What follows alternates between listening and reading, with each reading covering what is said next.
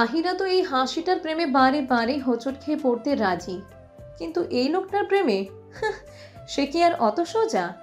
সারা দিন মাহিরার সাথে হিহি করে ঘুরে বেড়ায়, আর তার কাছে একটু ফাঁক পেলেই এহেন কথা বলে বসে। আশ্চর্য, এই ছেলের মনে আদৌ কি আছে কে জানে। প্রায় মিনিট 10 পর ইফতি উঠে দাঁড়ায়, আহিরার হাত দুটোকে ছেড়ে দিয়ে ধরে আসা কণ্ঠে কোনো মতে বলে, ঠিক আছে আহিরা, আপনি নিজের মতো করে সময় নিন, যথেষ্ট ভেবেচিন্তে তারপর না হয় উত্তর দিবেন। আমি অপেক্ষায় থাকব। আর হ্যাঁ, একদম টেনশন করবেন না, আপনার যাই উত্তর হবে আমি সেটাই মেনে নেব হাসি মুখে, কেননা আমি অতটাও বেহায়া ছেলে নই।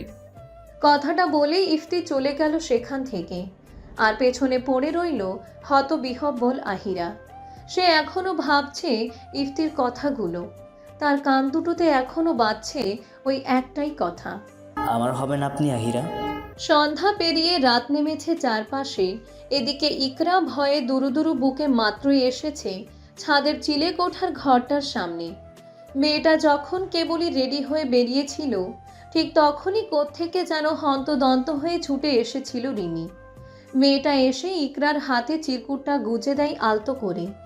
ইকরা চিরকুটটা হাতে নিয়ে যেই না কিছু জিজ্ঞেস করবে, তার আগেই রিমি চলে গেল ধূপধাপ পা ফেলে। হতবাক ইকরা তখন নিজ থেকেই চিরকুটটা খুলে পড়া শুরু করে। আমার মায়াবিনী, ভীষণ কাছ থেকে দেখতে ইচ্ছে করছে আপনাকে। এই অধমটাকে কি সেই সুযোগ দিবেন? জানেন মায়াবিনী, আপনার অনুপস্থিতিতে আমার শরীরে একটা মারাত্মক ব্যামো বাসা বেঁধেছে। ডাক্তার বলল এই ব্যামো নাকি আপনি না এলে কিছুতেই সারবে না। আশ্চর্য, এমন একটা মারাত্মক ব্যাধিতে আক্রান্ত হব কখনো ভাবতেই পারিনি আমি। যাগ্গে, এই মারাত্মক ব্যামো আক্রান্ত রোগীটাকে এক ঝলক দেখা দিয়ে বাধিত করুন মায়াবিনী। আপনার অপেক্ষায় দুকুল ভাসিয়ে বসে আছি ছাদের চিলেকোঠার ঘরটায়। মায়াবিনী, আপনি আসবেন তো? জানি আসবেন, না এসে যাবেন কই? আমি ছাড়া আপনার গতি কি বলুন তো? এটি আপনার ভবিষ্যৎ বাচ্চা কাচ্চাদের বাবা। চিরকুটটা পড়েই হেসে ফেলে ইকরা। মনে মনে পাগল ছেলেটাকে আচ্ছা মতো বকুনি দিতেও ভুলল না সে। পরক্ষণেই সে সকলের অলক্ষ্যে এসে হাজির হয় ছাদের চিলেকোঠার ঘরটার সামনে। পুরো ছাদ ফাঁকা, দূরে জলজল করছে একটা হলদে টিমটিমে আলোর লাইট। ইকরা কাপা কাপা হাতে চিলেকোঠার দরজায় ধাক্কা দেয়। মুহূর্তেই সেটা ক্যাচ ক্যাচ শব্দ তুলে খুলে যায় আপনা আপনি। পুরো ঘর জুড়ে অন্ধকার, নিস্তব্ধতা, কোথাও কাউকে চোখে পড়ছে না তার। ইকরা ভীত সন্ত্রস্ত পায়ে ভেতরে ঢুকে ত্রস্ত কণ্ঠে ফিসফিসিয়ে ডাকে, শুনছেন ইঞ্জিনিয়ার, আপনি কি এখানে? না, জবাব এলো না কোনো। ইকরার পুরো শরীর জুড়ে যেন ঘাম ঝরে গেল এক মুহূর্তের জন্য। সে ত্রস্ত পায়ে পেছন ফিরে চলে যেতে চাইলেই কেউ একজন হুট করেই ঘরের দরজাটা লাগিয়ে দিল ভেতর দিয়ে। ইকরা থমকায়, হালকা ঢোক গিলে কাপা কাপা গলায় বলে, কে কে কে? অনেক এগিয়ে আসে নিঃশব্দে। মেয়েটার এক কদম কাছাকাছি এসে তার হাত দুটো দিয়ে ইকরার কোমর চেপে ধরে আলগোছে। ইকরা তৎক্ষণাৎ ভড়কে গিয়ে চিৎকার দিতে চাইলেই ঘটল আরেক কাণ্ড। অনিক মশাই চট করে নিজের ওষ্ঠপুটের মাঝে টেনে ধরল মেয়েটার নরম অধর যুগল। ইকরা কাঁপছে, পাথরের ন্যায় দাঁড়িয়ে আছে চুপচাপ করে। ওদিকে অনেক অস্থির, তার ওষ্ঠপুটের কর্তৃত্বে বেসামাল করতে চাইছে মেয়েটাকে।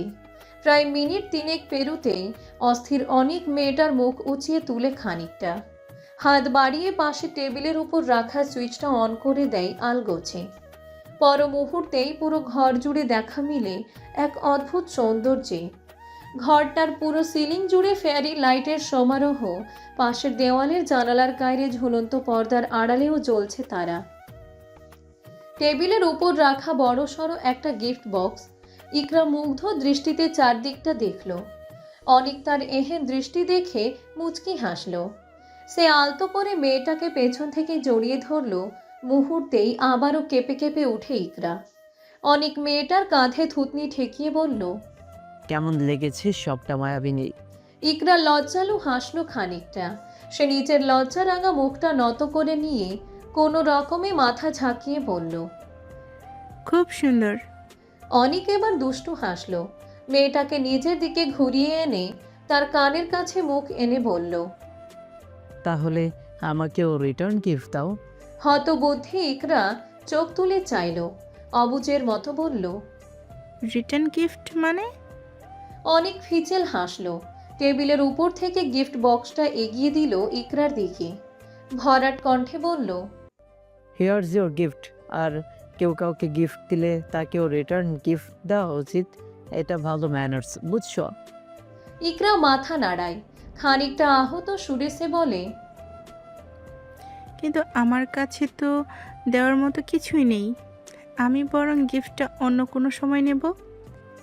মেয়েটার এহেন ভোলা ভালা কথায় ঠোঁট কামড়ে হাসলো অনেক।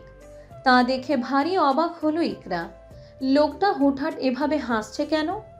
মেয়েটার এরূপ ভাবনার মাঝেই অনেক ইকরার কানে ফিসফিস করে বলে। কে বলেছে তোমার কাছে দেওয়ার মতো কিছুই নেই? আছে আছে, অনেক কিছুই আছে। আপাতত খুব বেশি কিছু চাইবো না আমি। তুমি শুধু একটা ভেজা চুমু দিয়ে দাও আমায়, তাতেই আমার চলবে। ভ্রু কুচকায় ইকরা, অনিকের দিকে তাকায় সন্দিগ্ধ চোখে। অবুজ কণ্ঠে বলে।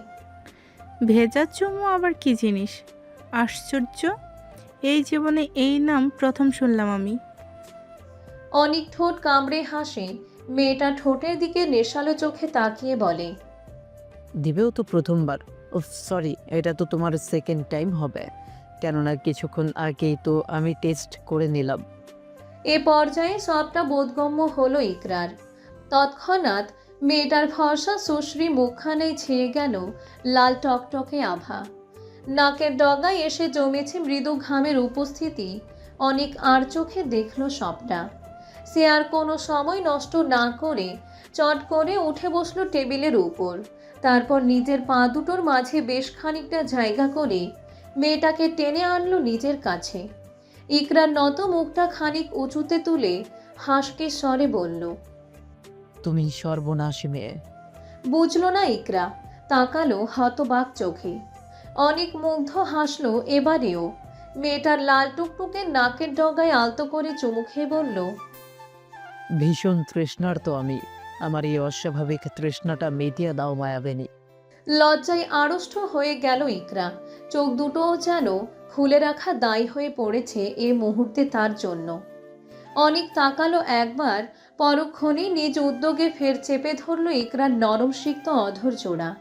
ইকরা থমকায়। এক মুহূর্তের জন্য তার হৃদস্পন্দনের কয়েকটা বিট যেন মিস হয়ে গিয়েছে ইতিমধ্যে। তার ক্ষুদ্র বদন খানিও কাঁপছে মৃদুমন্দ। অনেক আলতো করে আগলে নিল মেয়েটাকে নিজের সঙ্গে। তার অধর জোড়ার বেসামাল স্পর্শে ভেঙে পড়ছে ইকরা। তার টের পেতেই মেয়েটাকে নিজের দু হাতের বাহুডোরে ভীষণভাবে আগলে নিল অনেক। প্রায় মিনিট পাঁচেক পর থামলো ছেলেটা। অষ্টপুর ছেড়ে দিল মেয়েটার। ইকরা ছাড়া পেয়েই হাঁপাচ্ছে ভীষণ। এদিকে অনেক নিজের ঠোঁটটা খানিক টেস্ট করে নিয়ে বলতে লাগলো। লিপস্টিকটা কি চেরি ফ্লেভারের ছিল জান? থমকাই ইকরা। তড়িৎ দুহাতে নিজের লজ্জালো মুখটা কোনো মতে ঢেকে নেয় বেচারি। অনেক হাসলো ঠোঁট কামড়ে। মেয়েটাকে আলগোছে নিজের বুকের মাঝে লুকিয়ে নিয়ে দুষ্টু হেসে বলে ওঠে।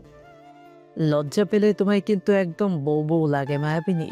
একদমই ইস্তেয়াক এহসান অনেকের বউয়ের মতো লাগে। ইকরা মুখ লুকিয়ে রেখেই হাসলো নিঃশব্দে। অনেক বুঝি টের পেল সেই হাসিখানা। সে তৎক্ষণাৎ মেয়েটাকে নিজের বুক থেকে খানিকটা সরিয়ে এনে দাঁড় করায়। দু হাতে ইকরার মুখের উপর থেকে হাত দুটো এক প্রকার টেনে সরিয়ে দেয়। ইকরা লজ্জালু মুখটা নুইয়ে রেখেছে কোনো রকমে। মেয়েটার সুশ্রী মুখখানায় ইতিমধ্যেই লেপটে গিয়েছে লালাভ আভা। চোখ দুটোর পাতাও যেন আর উপরে উঠবার নয়। অনেক একদৃষ্টিতে তাকিয়ে রইল ইকরার পানে। কিয়ৎক্ষণ তাকিয়ে থাকতে থাকতেই তার চোখ দুটোর অবাধ্য দৃষ্টি হঠাৎই গিয়ে ঠেকল ইকরার কণ্ঠ দেশের নিচে। যেহেতু অনেক বসে আছে টেবিলের উপর, সেহেতু মেয়েটা সামান্য ঝুঁকে দাঁড়ানোতে তার গলার গভীর থেকে নেমে আসা ক্লিভেজটি হুট করেই চোখে পড়ল অনিকের। পর মুহূর্তেই ছেলেটার নিঃশ্বাস যেন আটকে যাবার জোগাড়। তার বুক কাঁপছে, সেই সাথে বুকের মাঝে চলছে এক তুমুল তোলপাড়। অনিক তৎক্ষণাৎ নিজের বুকের বাঁ পাশে এক হাত চেপে ধরল। সেথায় আলতো করে ডলতে ডলতে ঘন ঘন নিঃশ্বাস ফেলতে লাগলো অনবরত। পরক্ষণে নিজের দুহাত সামান্য পেছনে হেলিয়ে মুখটা সিলিংয়ের দিকে তাক করল অনিক। কিয়ৎক্ষণের মধ্যেই কণ্ঠে এক ভিন্ন অস্থিরতা লুকিয়ে সে বলে ওঠে, আমায় এইভাবে পাগল করছো কেন মায়াবিনী? তুমি কি চাও? বড় ভাইয়ের বিয়ের পাশাপাশি নিচের বিয়েটাও যেন সেরে ফেলি আমি? ভড়কাই ইকরা। তড়িৎ চোখ দুটো উপরে তুলল সে। হতবাক কণ্ঠে বলল, মানে? অনেক অস্থির হচ্ছে ধীরে ধীরে। বুকের উঠা নামার গতিও কেমন বেড়ে যাচ্ছে ক্রমাগত। সে তো ঘন ঘন নিঃশ্বাস ফেলে নিজেকে সামলানোর বৃথা প্রয়াসে মত্ত, অথচ কাজের কাজ কিছু হলে তো। এদিকে তার এহেন অস্থিরতা দেখে চিন্তিত হলো ইকরা। মেয়েটা তৎক্ষণাৎ অনিকের দিকে ফের ঝুঁকে এসে বিচলিত হয়ে জিজ্ঞেস করলো, কি হয়েছে আপনার? হঠাৎ এমন করছেন কেন আপনি? অনেক নিশ্চুপ। বড় বড় নিঃশ্বাস ফেলে সে যেই না মেয়েটার দিকে তাকাবে, অমনি তার বেহায়া চোখ দুটো আবারও গিয়ে ঠেকল সেই একই জায়গায়। অনেক তৎক্ষণাৎ নিজের চোখ দুটো কুঁচকে বন্ধ করে নিল। বুকের ওপর হাত চেপে টেবিলের উপর সামান্য গা এলিয়ে দিয়ে আর্তনাদ করে বলল, আল্লাহ গো, এই মেয়ে আজ আমার সর্বনাশ করেই ছাড়বে। এহেন বাক্যে ভ্রু কুচকাই ইকরা। সে তৎক্ষণাৎ ছেলেটার দিকে সন্দিহান গলায় প্রশ্ন ছুড়ে বলে বসে, কি যা তা বলছেন আপনি? একটা মেয়ে মানুষ হয়ে আমি আবার কিভাবে আপনার সর্বনাশ করব? আশ্চর্য! অনিক বলল না কিছু, শুধু বুকের ওপর হাত ঠেকিয়ে পড়ে রইল ছেলেটা। এদিকে ইকরা ভেবে ভেবে অস্থির, হুট করেই লোকটার আবার কি হলো। ইকরা কিছুটা সময় নিয়ে অনিকের বাম হাতের উপর হাত রাখলো আলগোছে। এহেন স্পর্শ পেয়ে মুহূর্তেই খানিকটা নড়ে চড়ে উঠে অনিক। ইকরার হাতটা নিজ হাতের মুঠোয় চেপে ধরে শক্ত করে, অতঃপর মেয়েটার দিকে ঘোলাটে নয়নে তাকিয়ে হিস হিসিয়ে বলে, নিচের ভালো চাইলে এখনই আমার সামনে থেকে চলে যাও মেয়ে। কেননা তুমি যদি আর এক মুহূর্ত আমার সামনে থাকো তাহলে এর পরবর্তীতে যা হবে তাতে আমি মোটেও দুঃখিত হব না। এমনকি তুমি হাজারবার কেঁদে কেটে নিজেকে আমার কাছ থেকে ছাড়াতে চাইলেও আমি অনেক শুনবো না সেই কথা। ইকরা কেঁপে উঠে এমন শক্তপোক্ত কথায়। তার ছোট্ট মগজে এহেন কথাগুলোর জ্ঞাতার্থ আদৌ ঢুকলো কিনা কে জানে। সে তো হতবিহ্বলের ন্যায় তাকিয়ে আছে অনিকের দিকে। অনিক থামলো এক মুহূর্তের জন্য। জিভ দিয়ে নিজের শুষ্ক অধরজোড়া সামান্য ভিজিয়ে নিল ছেলেটা। তারপর নিঃশব্দে নেমে এলো টেবিলের ওপর থেকে। ইকরা গাল ফুলিয়ে দাঁড়িয়ে আছে তার থেকে এক হাত দূরে। গাল তো ফোলাবেই বেচারি। সে কি আর যেতে পড়ে এখানে আসতে চেয়েছিল? এই মানুষটাই তো তাকে চিরকুট দিয়ে আনিয়েছে এখানে। এখন আবার কি সুন্দর মুখের উপর বলে দিচ্ছে চলে যেতে। আশ্চর্য, তার কি কোনো দাম নেই? কথাগুলো মনের মাঝে এক নাগাড়ে জপছে ইকরা, আর বাইরে থেকে ক্রমাগত ফুঁসছে রাগী। অনেক আর চোখে দেখলো তার মায়াবিনীকে। মেয়েটাকে এ মুহূর্তে কি যে আদুরে লাগছে না। অনেক তো পারছে না নিজের সকল ধৈর্য নীতি ভঙ্গ করে মেয়েটাকে একেবারে নিজের করে নিতে। কিন্তু মনের এহেন ভয়ঙ্কর চিন্তা ভাবনাগুলোকে এক প্রকার সাইডে রেখে অনেক ধীর পায়ে এগিয়ে আসে মেয়েটার দিকে। ইকরা আর চোখে তা খেয়াল করেই তৎক্ষণাৎ পিছিয়ে গেল দু কদম। অনেক হাসল ঠোঁট কামড়ে। পরক্ষণে কোনরূপ আগাম সতর্ক বার্তা ছাড়াই ভদ্র ছেলেটা হুট করেই এক হাতে টেনে ধরল ইকরার মেদহীন কোমর। মেয়েটাকে নিয়ে এলো নিজের একেবারে কাছাকাছি। ইকরা হকচকাই, অবিশ্বাস্য চোখে তাকাই অনিকের দিকে। অনেক আলতো হেসে মেয়েটার কানের কাছে মুখ ঠেকায়, ফিসফিস করে বলে, এটা বিয়ে বাড়ি যান, এভাবে আপনার সুন্দর ক্লিভেজখানা আমি বাদে যেন অন্য কেউ না দেখে। এক্ষুনি ঘরে গিয়ে ওড়নাটা ঠিকঠাক মতো গায়ে চড়াবেন কেমন? তাছাড়া আপনাকে চলে যেতে বলেছি বলে রাগ করেছেন বলছি। তা বলে কি ম্যাডাম, আপনি কি আমায় লৌহ মানব মনে করেছেন নাকি? আপনার এইসব দেখে নিজেকে সামলে রাখবো ভেবেছেন? হুম, শুনে রাখুন মিস, আমি অনেক এতটাও সুপুরুষ নই যেখানে আপনাকে দেখলেই মাথা ঘুরে যায় আমার, সেইখানে আপনার ওসব দেখলে তো কথাই নাই। তাই আপনার ভালোর জন্যই বলছি, নেক্সট টাইম নিজেকে একটু সামলে রাখবেন। না হলে কিন্তু একদম তুলে নিয়ে গিয়ে বিয়ে শাদী করে বাসর করে ফেলবো বলে রাখলাম। কথাটা বলেই অনেক টুপ করে ছোট্ট একটা চুমু এঁকে দিল ইকরার কাঁধ বরাবর। ইকরা কেঁপে উঠে তৎক্ষণাৎ, দু হাতে খামচে ধরে লেহেঙ্গাটার একাংশ। অনেক পর মুহূর্তেই ইকরাকে ছেড়ে দিয়ে সামান্য দূরে সরে দাঁড়ায়। এক দৃষ্টিতে মেয়েটাকে একবার আপাদ মস্তক পরখ করে দুষ্টু হেসে বলে ওঠে, মেয়ে মানুষের এত সুন্দর হতে নেই মায়াবিনী। আমার মতো দুর্বল হৃদয়ের মানুষ তো ক্ষণে ক্ষণে খেয়ে হারাবে আপনাকে দেখে। এবার যেন লজ্জায় মাটিতে মিশে যাবে ইকরা। লোকটা কি ভয়ঙ্কর কথা বলে, অথচ এতদিন সে ভাবত এই মানুষটা বোধহয় বড্ড গম্ভীর এবং চুপচাপ স্বভাবের। কিন্তু বালাই ষাট, তার অমন চিন্তা ভাবনায় যেন এক বালতি পানি পড়ে গেল ইতিমধ্যে। ইকরা কাঁপা কাঁপা কণ্ঠে কোনো মতে বলে ওঠে, আমি যাই। অনেক স্মিত হাসল। এগিয়ে এসে ভীষণ অধিকার বোধের সাথে ইকরার কপাল বরাবর ঠোঁট ছুঁয়ে বলল, যাই বলতে নেই মায়াবিনী, বলো ভাসি। ইকরা ধীরে ধীরে মাথা কাত করল, থেমে থেমে বলল, আসি। অনেক আবারও চমৎকার হাসল। ইকরার লাল টুকটুক হয়ে আসা গাল দুটো আলতো টেনে দিয়ে সে কেমন মুগ্ধ কণ্ঠে বলল, অবশ্যই। এই ইস্তিয়াক এহসান অনেকের হৃদয় মাঝারে আপনাকে সুস্বাগতম।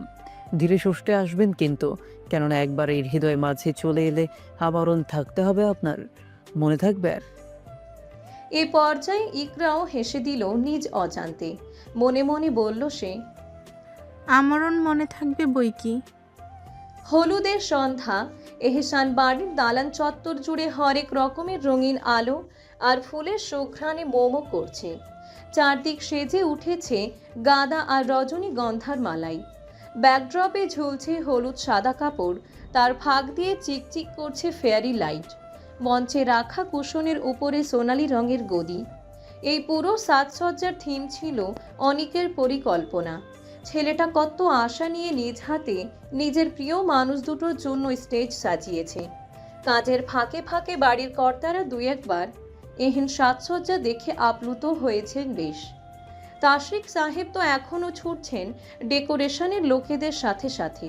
কোথায় কতটুকু ফুল লাগবে, কোথাকার সাজটা আরেকটু সুন্দর হবে, সবটাই যেন ঘুরে ঘুরে দেখছেন তিনি।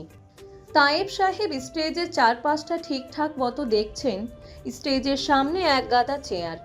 মানুষজনও তো আসা শুরু করে দিয়েছে ইতিমধ্যে। ওদিকে বাড়ির বড় দু কর্তা সাব্বির সাহেব এবং কবির সাহেব বাবুর্চিদের সাথে কি নিয়ে যেন কথা বলছেন টুকটাক। এই তো আর ঘন্টা দেড়েক পরে শুরু হবে হলুদ অনুষ্ঠান, অথচ সকলের ব্যস্ততা যেন আর কাটছেই না। শুধু কি বাড়ির কর্তারাই ব্যস্ত? মোটেও না। বাড়ির গৃহিণীরাও যেন একটুখানি ফুরসত পাচ্ছেন না স্বস্তির নিঃশ্বাস ফেলতে। জুবাইদা বেগম ব্যস্ত হাতে শরবত গুলিয়ে যাচ্ছেন। রাইসা বেগম সেই শরবত গ্লাসে ঢেলে ড্রয়িং ডাইনিং ভর্তি মেহমানদের সার্ভ করছেন একে একে। অন্যদিকে রাফিয়া বেগম ব্যস্ত তার চিরচেনা কাজে।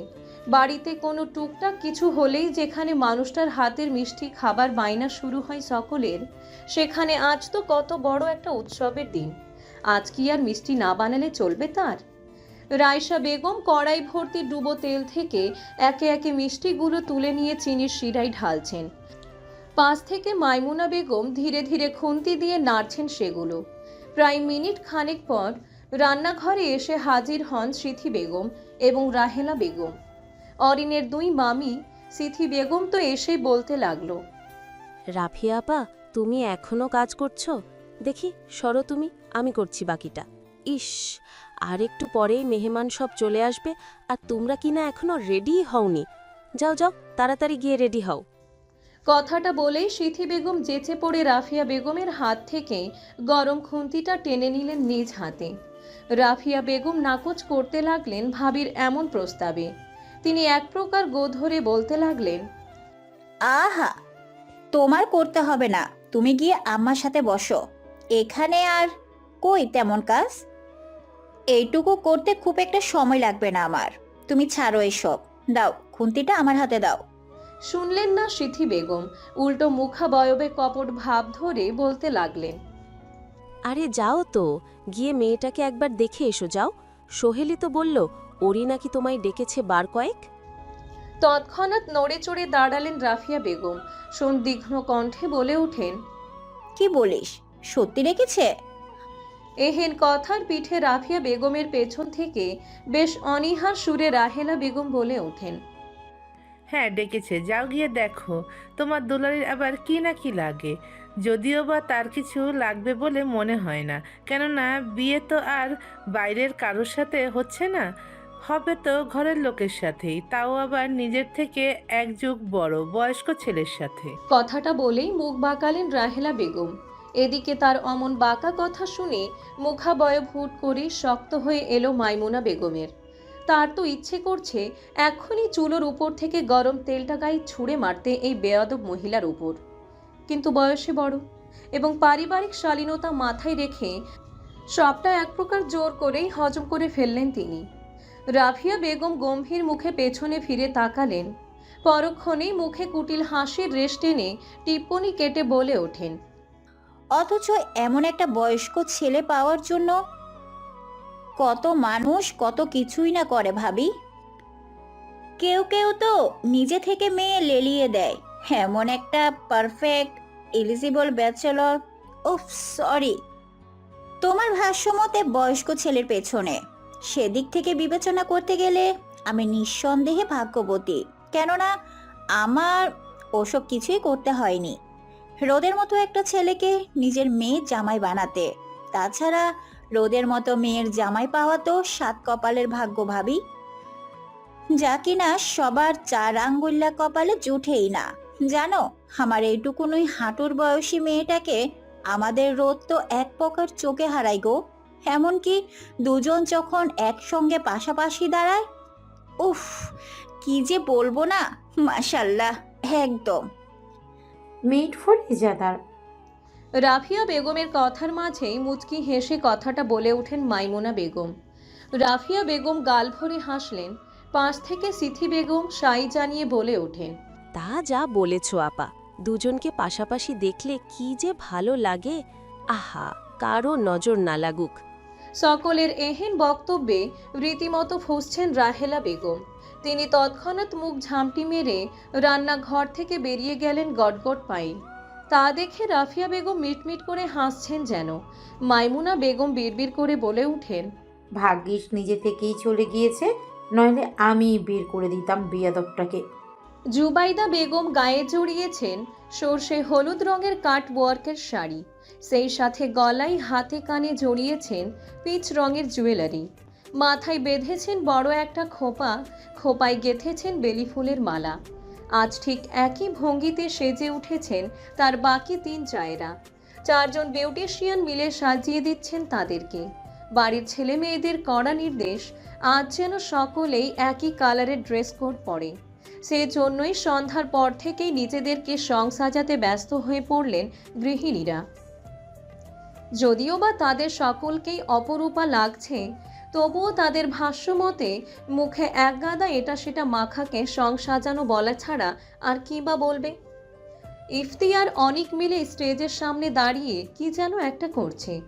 আশেপাশের মেয়েগুলো অনেককে যেন এক প্রকার চোখ দিয়েই গিলে খাচ্ছে। তাছাড়া ছেলেটাও তো নিজেকে সাজিয়েছে অমনভাবে। ফর্সা দেহখানায় জড়িয়েছে বটল গ্রিন কালারের সুতোর কাজ করা পাঞ্জাবিতে, সঙ্গে পড়েছে সেম রঙের ধুতি সালোয়ার। গলার উপর পেঁচিয়ে এক পাশে ঝুলিয়ে রেখেছে হলদে রঙা ওড়নার ন্যায় কিছু একটা। অনেক তো নিজের মতো করে কথা বলেই যাচ্ছে, তার কি আর অন্যদিকে অত খেয়াল আছে? কথা বলার এক পর্যায়ে অনেকের চোখ গেল স্টেজের সামনের উপরের অংশটায়।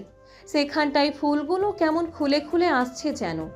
ছেলেটা তৎক্ষণাৎ একজন ডেকোরেশনের লোককে গলা উঁচিয়ে ডাক দেয়। এই যে ভাই, এদিকে আসেন। তার এহেন ডাক পাওয়া মাত্রই লোকটা তৎক্ষণাৎ এগিয়ে আসে। অনিক তাকে হাতের ইশারায় স্টেজের সামনের অংশটা দেখিয়ে বলে ওঠে, কি লাগিয়েছেন এটা? খুলে আসছে কেন? লোকটা সেদিকে নজর দেয়। নিজেদের খামখেয়ালির জন্য কিছুটা দুঃখ প্রকাশ করে তড়িঘড়ি করে ব্যবস্থা নেই কাজটা ঠিকঠাক মতো করে দেবার।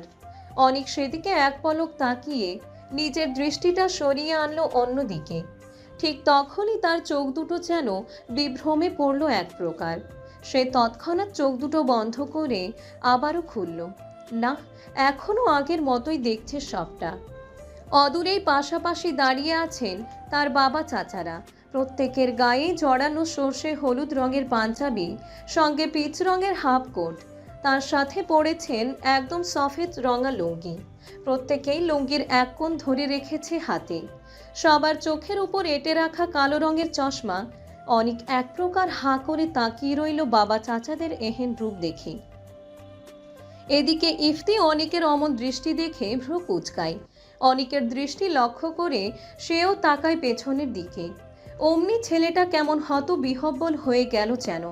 সামান্য ফাঁকা ঢোক গিলে নিজেকে কোনো মতে সামলে বলল, ভাই, যা দেখছি তা কি সত্যি? অনেক শুধু মাথা নাড়ল। পাঞ্জাবির পকেট হাতড়ে ফোনটা বের করে তৎক্ষণাৎ 2-4টে ছবি তুলে নিল সকলের। পরক্ষণেই ফোনের স্ক্রিনে তাকিয়ে বুঝদারের ন্যায় যুক্তি দাঁড় করিয়ে বলল, ছবিতে যেহেতু একই জিনিস আসছে তার মানে সবটাই সত্যি। কবির সাহেব দু চোখে শুধু আধার দেখছেন। লোকটার কি আর ওসব রংচঙে চশমা পড়ার অভ্যেস আছে? তবুও তো আজ পড়লেন ভাইদের এক প্রকার গা জোড়াজুড়িতে। এদিকে আশেপাশের লোকজন সকলেই ইতিমধ্যে এসে ভিড় জমিয়েছে তাদের কাছে। আমন্ত্রিত অতিথিরা এসে কুশলাদি বিনিময় করছেন তাদের সাথে। ইন্ডাস্ট্রিয়ালিস্ট তপন কুমার এগিয়ে আসেন কবির সাহেবের দিকে। নিজে থেকেই হাত বাড়িয়ে দেন তিনি। কবির সাহেবও পরপর চোখ বড়সড় করে মানুষটার সাথে হাত মেলালেন। চশমার আড়াল থেকে একদমই সামনে দাঁড়িয়ে থাকা মানুষটাকে চিনতে পারছেন না তিনি। তবুও কবির সাহেব ঠোঁটের কোণে এক চিলতে জোরপূর্বক হাসি টেনে ধরে রেখেছেন কোনো মতে। অবস্থা যখন বেগতিক, তখনই তিনি ধীরে ধীরে পাশে দাঁড়িয়ে থাকা সাব্বির সাহেবের কানে কানে ফিসফিসিয়ে বলেন, এটা কে রে সাব্বির? সাব্বির সাহেব ফটাফট নিজের চোখ থেকে চশমাটা সামান্য উপরে তুলে আবারও ঠিকঠাক মতো চোখে পড়লেন। ভাইয়ের মতো করে একই ভঙ্গিমায় ফিসফিস করে বললেন, তোমার বিজনেস পার্টনার তপন কুমার। এদিকে দুজনের এহেন ফিসফিসানি দেখে গাল ভর্তি হাসি দিলেন তপন কুমার। বললেন, কি ব্যাপার মিস্টার এহসান, আমায় দেখে এত ফিসফিস করছেন যে? এহেন কথাই মুহূর্তেই শটান হয়ে দাঁড়ালেন কবির সাহেব এবং সাব্বির সাহেব। কবির সাহেব ঠোঁটের কোণে স্মিত হাসি টেনে বলে ওঠেন, আর বলবেন না মিস্টার তপন কুমার, আপনাকে আজকে ভীষণ ইয়াং লাগছে। সেটাই ছোটো ভাইকে বলছিলাম আর কি।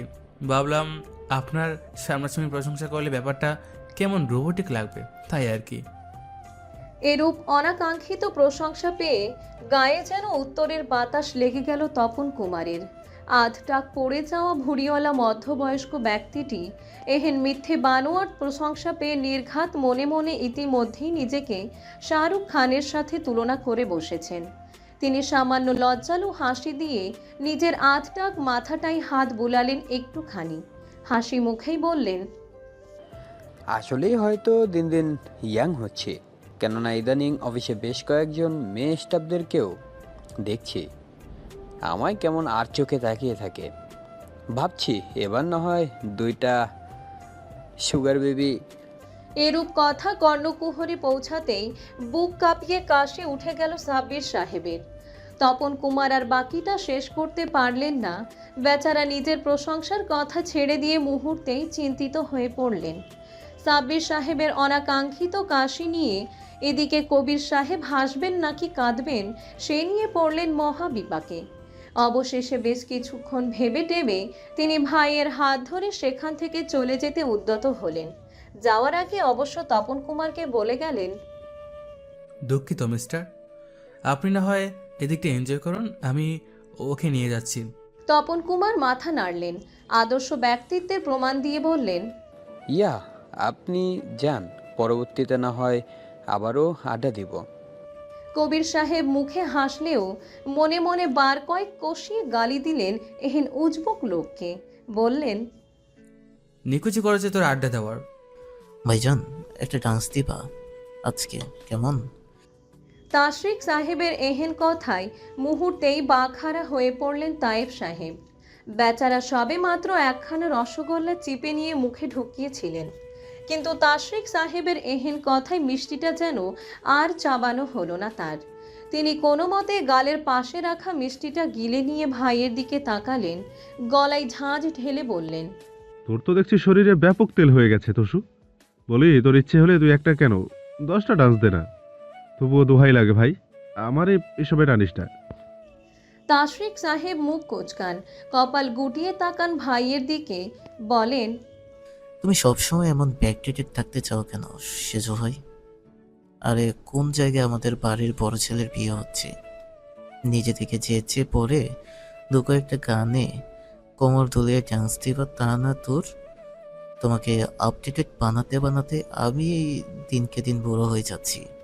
তায়েব সাহেব এবার বাঁকা হাসলেন, সামনের টেবিলের উপর থেকে আরেকটা মিষ্টি তুলে মুখে পুড়তে পুড়তে বললেন, বুড়ো তো হচ্ছিসই, এটা কি আবার ঘটা করে বলতে হবে নাকি? এহেন কথাই মুহূর্তেই তেতে উঠলেন তাশরিক সাহেব। টেবিলের ওপর দুহাত ঠেকিয়ে সোজা ভাইকে শুধরে দিয়ে বলতে লাগলেন, এই সেজো ভাই, কিছু আজগুবি কথাবার্তা বলছো তুমি? হ্যাঁ, আমাকে কোন দিক থেকে বুড়ো মনে হয় তোমার? তুমি জানো এখনো ভার্সিটিতে গেলে কলিগ মেয়ে স্টুডেন্টরা আমার দিকে হা করে তাকিয়ে থাকে, আর তুমি কিনা বলছো আমি বুড়ো। তায়েব সাহেব প্রত্যুত্তরে কিছু বলতেই যাবেন, ঠিক তখনই পেছন থেকে ভেসে আসে রাইসা বেগমের কটমট কণ্ঠ, আসলেই মেয়ে স্টুডেন্ট আর কলিগরাও তাকিয়ে থাকে? তৎক্ষণাৎ হুড়মুড় করে পেছনে তাকালেন দু ভাই। তাশরিক সাহেব তো ভূত দেখার মতো চমকে উঠলেন সাথে সাথে। তায়েব সাহেব সুযোগ বুঝে ভাইয়ের কানের কাছে ফিসফিস করে বললেন, তুই থাক ভাই, আমি গেলাম, আজকের মতো বেঁচে গেলে আবারও দেখা হবে না হয়, গুড লাক। কথাটা বলেই তৎক্ষণাৎ গা গুটিয়ে জায়গা ত্যাগ করলেন তায়েব সাহেব। এদিকে তাশরিক বেচারা পড়লেন মহা বিপদে। সে কি আর জানতো তার বউটা যে এভাবে পেছনে দাঁড়িয়ে আছে? জানলে থোড়াই বাঘিনীর সামনে মুখ খুলতো। তাশরিক সাহেব ভয়ে কাচুমাচু মুখ করে স্ত্রীর দিকে তাকান। রাইসা বেগম কোমরের ওপর দুহাত ঠেকিয়ে শক্ত মুখে তাকিয়ে আছেন তার দিকে। তাশরিক সাহেব শুকনো ঢোক গিললেন কয়েকটা, ধীর পায়ে এগিয়ে এসে বউকে মানানোর সুরে বলতে লাগলেন, আমার জানতোষ, আসলে আমি স্বামীর কথার মাঝপথেই হাতের ইশারায় থামিয়ে দিলেন রাইসা বেগম। দাঁতে দাঁত চেপে তিনি বলতে লাগলেন, শরীরে রং লেগেছে তাই না? ঠিক আছে, আমিও দেখাবো রং কত প্রকার ও কি কি।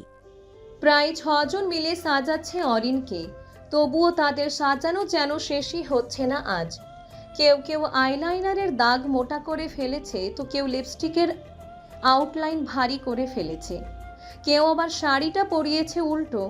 রুহি বেচারি অসুস্থ শরীর নিয়ে সবার সঙ্গে চেঁচিয়ে যাচ্ছে বেশ কিছুক্ষণ ধরে। অবশেষে শরীরে যখন আর কুলাচ্ছে না, তখনই মেয়েটা গিয়ে বসলো অরিনের ঘরের কর্নারের সোফাটায়।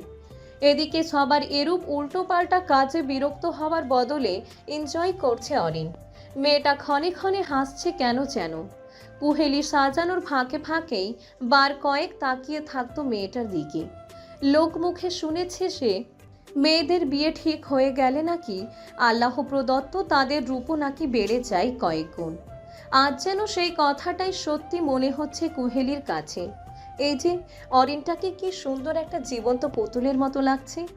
মেয়েটার সচরাচর রূপ যেন আজ বেড়ে গেছে কয়েক গুণ। একবার তার দিকে তাকালে চোখ ফিরিয়ে আনাই যেন দায়ী হয়ে পড়েছে মেয়ে হয়েও। তাহলে রৌদ্র যখন ওকে দেখবে তখন কেমন করবে? মেয়েটার দিকে অপলক তাকিয়ে থাকবে নিশ্চয় না। আর ভাবতে পারল না কুহেলি। চোখ ফেটে কান্না পাচ্ছে তার, বুকটার কোথাও চিনচিনে ব্যথা হচ্ছে কেন যেন। সেও তো স্বপ্ন দেখেছিল এই দিনটার, স্বপ্ন দেখেছিল ওই সুদর্শন যুবকের বউ হবার, কিন্তু ভাগ্য কেন তার সহায় হলো না কে জানে। কুহেলি আর ভাবতে পারল না এসব। সে তৎক্ষণাৎ উঠে চলে গেল অরিনের ঘর ছেড়ে। এদিকে অরিন পেছন থেকে বার কয়েক ডেকেছে তাকে, কিন্তু মেয়েটা যেন শুনলই না। সে চলে গেল নিজের সিক্ত চোখ দুটোকে লুকিয়ে। এরই মধ্যে ঘটল আরেক কাণ্ড। অরিনের চোখের উপর বেশ সতর্কতার সাথে চতুর্থবারের মতো আইলাইনারের রেখা টানছিল আহিরা। ঠিক তখনই পাশ থেকে সজোরে হাঁচি দিয়ে বসে ছোট্ট রিমি। ঘটনার হতবিহ্বলতায় আহিরার হকচকিয়ে উঠে খানিকটা, কিন্তু তার হাতের আইলাইনারটা চলে গেল অরিনের এই চোখ থেকে ওই চোখ বরাবর। তা দেখা মাত্রই রুহির মাথা ব্যথা উঠে গেল হুট করে। সোহেলি দুম করে কপাল চাপড়ে বসলো শব্দ করে। পাশ থেকে মাহিরা আর্তনাদ করে বলে উঠল, আল্লাহ, এই নিয়ে 5 বার। আহিরা আহত চোখে তাকাই অরিনের বন্ধ নেত্রের পানে। অরিনটা চোখ বুজে থেকেই মিটমিটিয়ে হাসছে। কিয়ৎক্ষণ বাদে মেয়েটা বোধহয় নিজের পেট ফেটে আসা হাসিগুলোকে আর ধরে রাখতে পারল না। সে তৎক্ষণাৎ পেট চেপে হো হো করে হেসে ওঠে। হাসতে হাসতে গা এলিয়ে দেয় বিছানায়। এদিকে বাকি সবাই বসে আছে চিন্তিত মুখে। প্রায় মিনিট 3 পর অরিন কোনো মতে নিজের হাসি থামালো। বিছানা থেকে নামতে নামতে বলল, বসো, আমি মুখ ধুয়ে আসছি। এই নিয়ে 5মবারের মতো ধৈর্যের পরীক্ষা দিল মেয়েটা। সে ধীর পায়ে উঠে চলে গেল ওয়াশরুমের দিকে। তার চলে যাবার প্রায় মিনিট 2 পরেই ঘরে এসে উপস্থিত হয় রৌদ্র, হাতে এক গাদা শপিং ব্যাগ নিয়ে। সে ঘরের দরজার কাছে গা এলিয়ে দাঁড়িয়ে গম্ভীর মুখে সকলের উদ্দেশ্যে বলল, বের হো সবাই। মুহূর্তে সকলের চোখ গেল দরজার দিকে। রুহি তখন ভাইকে দেখে বলে উঠছে, কিন্তু ভাইয়া, অরিকে তো এখনো। তার কথা শেষ হবার আগেই হাতের ইশারায় তাকে থামিয়ে দিল রৌদ্র। গম্ভীর মুখে বলল, আমি সাজাবো ওকে, তোর বাইরে দাঁড়িয়ে পাহারা দে, যেন কেউ ভেতরে না আসে। এহেন কথায় মুহূর্তেই চমকে তাকালো সকলে। রৌদ্র ভাই সাজাবে মানে? সে কি আর বউ সাজাতে পারে? কিভাবে সাজাবে সে? এহেন হাজারো ভাবনা কিলবিল করছে সকলের মাথায়। তবু কেউ আগ বাড়িয়ে কিছু বলবার সাহস পেল না। সকলেই মাথা নিচু করে ধীরে ধীরে চলে গেল ঘরের বাইরে। রৌদ্র তখন ঘরে ঢুকে দরজাটা ঠাস করে ভেতর থেকে লাগিয়ে দিল। আর বাইরে পড়ে রইল হতবিহ্বল মেয়েগুলো। অরিন ভেজা মুখটা তোয়ালে দিয়ে মুছতে মুছতে বাইরে বেরিয়ে আসে। কিন্তু ওয়াশরুম থেকে বেরোতেই সে যেন আকাশ থেকে পড়ল। এ কি, ঘরের মানুষজন কোথায়? আর ঘরটা ভেতর থেকেই বা লাগালো কে? অরিন ভ্রু কুচকে এগিয়ে আসে বিছানার কাছে। তখনই তার দৃষ্টি গেল বিছানার উপর সারিবদ্ধ করে রাখা কতগুলো শপিং ব্যাগ। অরিন কপাল কুচকে সেগুলো এক এক করে খুলতে লাগলো। প্রথম ব্যাগটা খুলতেই সেখান থেকে বেরিয়ে এলো একটা অলিভ রঙের জামদানি শাড়ি। অরিন আলতো করে হাত ছোঁয়ালো সেই শাড়ির গায়ে। পরক্ষণেই সে হাত বাড়িয়ে খুলে দেখলো দ্বিতীয় ব্যাগটা। সেখান থেকে বেরিয়ে এলো একটা হলুদ রঙের চুনরি, যার পারে সোনালি কারুকার্যে খচিত লিখে রাখা ইফতেখার এহসান রৌদ্রের বউজান। লেখাটা পড়তে আনমনে এক চিলতে হাসি ফুটে ওঠে অরিনের ঠোঁটের কোণে। সে তৎক্ষণাৎ বুকে জড়িয়ে ধরে চুনরিটা। গলা উঁচিয়ে বলে ওঠে, আল লুকিয়ে লাভ কি ডাক্তার সাহেব, সামনে আসুন। কথাটা শোনা মাত্রই রৌদ্র বেরিয়ে আসে বারান্দা থেকে। বারান্দার দরজার গা এলিয়ে দুহাত পকেটে গুজে দাঁড়ালো ছেলেটা। তার অনিমেষ চোখ দুটো অরিনের পানে নিবদ্ধ।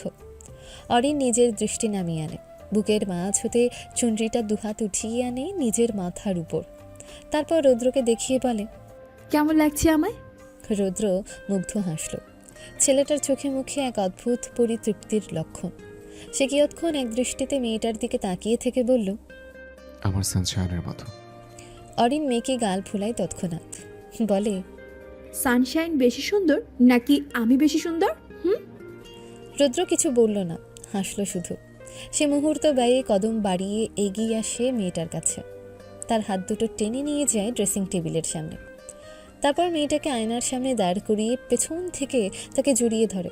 প্রায় বেশ কিছুটা নিচু হয়ে তারই কাঁধে মুখ রাখল রৌদ্র।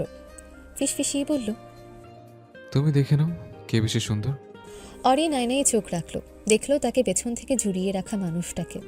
মুগ্ধ হেসে বলল, কে বেশি সুন্দর জানি না, তবে আমার চোখে আমার ডাক্তার সাহেবই সবচেয়ে বেশি সুন্দর। কথাটা শুনতে পেয়েই চট করে মেয়েটাকে নিজের দিকে ঘুরিয়ে নিল রৌদ্র। তারপর মেয়েটার কোমর চেপে তাকে নিজের কাছে টেনে এনে হাসকি স্বরে বলল, ঘন ঘন প্রশংসা করো না জান, কেননা তোমার প্রশংসা পেয়ে দিনকে দিন নিজের অন্য রূপগুলো দেখাতে ভীষণ ইচ্ছে করে। অরিন মুচকি হাসল। রৌদ্রের বুকের উপর হাত উঠিয়ে আনলো আলতো করে। ধিমি স্বরে বলল, আর তো একটা রাত, এরপর না হয় আপনাকে সব রূপেই দেখবো আমি।